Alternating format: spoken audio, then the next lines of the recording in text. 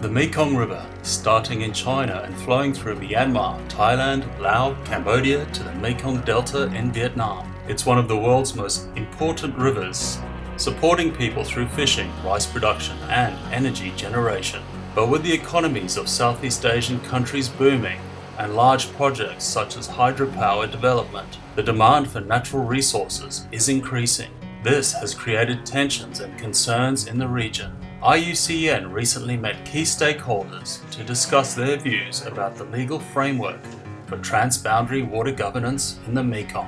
We have this Mekong Agreement which was signed by Cambodia, Lao, Vietnam and Thailand in 1995. The main objective of this agreement is cooperation and sustainable use of the Mekong rivers. MRC 1995 Mekong Agreement refers to the basin and not specify clearly on tributaries. This framework is most progressive at the time when it was signed. We have various ways to improve it. This legal framework that we can work together in for the four countries, and then for the Myanmar and China, they also share Mekong River, but they are not a member of the MRC observer. The agreement is not binding. Some kind of a good neighboring, you cooperate, but you cannot take one member to task if you disagree.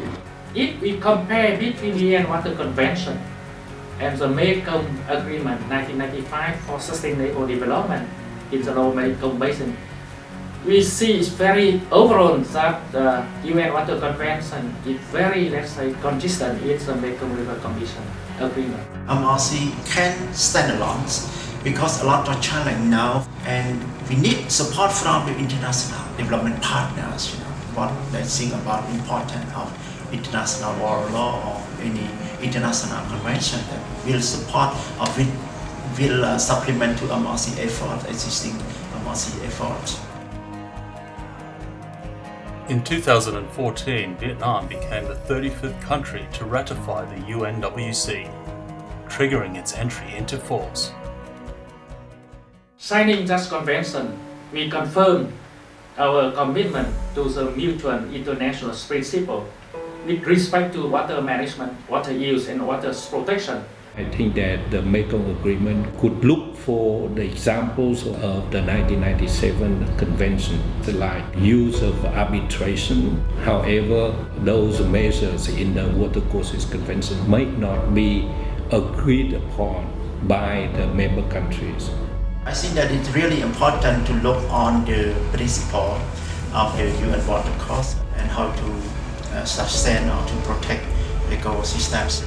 The UN Water Course Convention would be very much to support to what existing agreement and how to extend more effective application of those principles. We already lobby to the National Assembly and another stakeholder in Cambodia to think about the benefit of International Water Convention.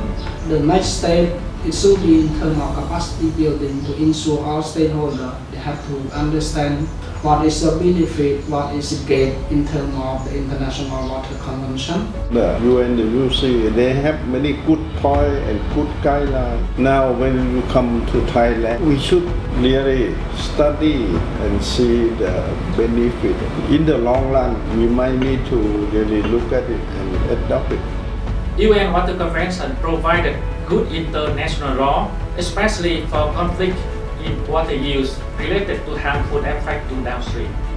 For Cambodia, we also consider to ratify the UN Water Course because we see the benefit. Capacity building is really important to build stronger knowledge, to build stronger skill, to build stronger understanding.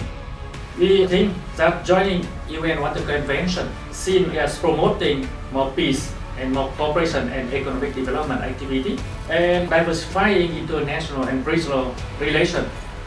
The 1995 Mekong Agreement was drafted at the same time with the UN Convention. The UN Convention was put forward for vote in 1997, and you see a lot of common elements in both documents. Certainly, with 2 years later, many new better elements are contained in the UN Convention.